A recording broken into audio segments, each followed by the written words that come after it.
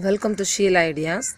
இன்றைக்கி வீடியோவில் ரோஜா செடிக்கு மழை காலங்களில் செய்யக்கூடிய ஒரு சில பராமரிப்பு பற்றி பார்க்கலாம். பொதுவாக இந்த நேரங்களில் பரவலாக எல்லா இடமும் நல்ல மழை இருக்குது. இப்போ வீட்டில் ரோஸ் செடி நீங்கள் வச்சுருந்தீங்க அப்படின்னா காய்ந்த இலைகள் எதுவாக இருந்தாலும் அதை இந்த டைமில் நீங்கள் இந்த மாதிரி எடுத்து விட்டுருங்க. இப்போ நுனி கட் பண்ணி விடுறதா இருந்தாலும் கூட இந்த டைமில் நீங்கள் கட் பண்ணி விட்டிங்கன்னா நல்ல ஒரு வளர்ச்சி இருக்கும்.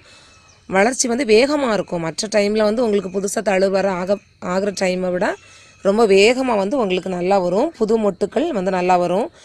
நான் ஏற்கனவே வீடியோவில் சொல்லியிருந்தேன், புதுசாக நீங்கள் நர்சரியிலேருந்து வாங்கிட்டு வந்தாலும் முதல்ல வரக்கூடிய மொட்டுக்களெல்லாம் நீங்கள் கட் பண்ணி விடுங்க அப்படின்னு சொல்லியிருந்தேன். அதுவும் கூட நீங்கள் இந்த டைமில் பண்ணலாம். ஏற்கனவே இருக்கிற பூச்செடியாக இருந்தாலும் ஒரே கம்பாக தான் இருக்குது அப்படிங்கிறவங்களும் கூட நுனி கட் பண்ணி விடலாம். வேகமாக பல கிளைகள் வரும். அது மழை காலத்தில் குறிப்பாக இந்த மாதம் நீங்கள் செஞ்சீங்க அப்படின்னா உங்களுக்கு ரோஸ் பிளான் நல்லா வரும். ரோஸ் மாத்திரமில்லை, மல்லிகை பூச்செடிக்கும் அதே மாதிரி பராமரிப்பு கொடுக்கலாம்.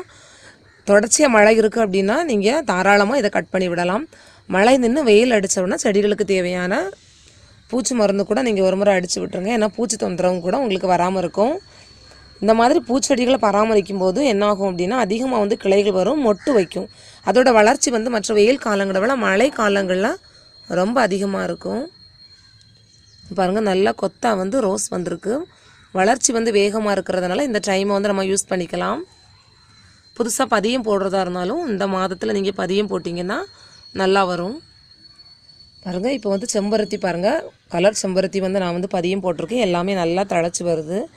ஏன்னா இது மழை டைம் அப்படிங்கிறதுனால அந்த கிளைமேட்டில் நல்லா தழைச்சி வரும். புதுசாக நீங்கள் ரோஸாக இருந்தாலும் கூட பதியம் போடுறதா இருந்தாலும் இந்த டைமை நீங்கள் யூஸ் பண்ணிக்கலாம். ரோஸ் பிளான் கூட வேகமாக வளர்கிறதுக்கும் இது ரொம்ப யூஸ்ஃபுல்லாக இருக்கும். இந்த டைமை நீங்கள் யூஸ் பண்ணிக்கோங்க.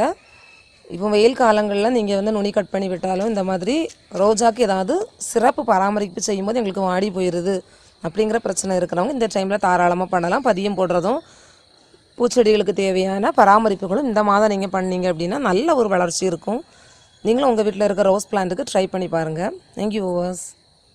இந்த வீடியோ உங்களுக்கு பிடிச்சிருந்ததுன்னா சப்ஸ்கிரைப் பண்ணுங்கள்.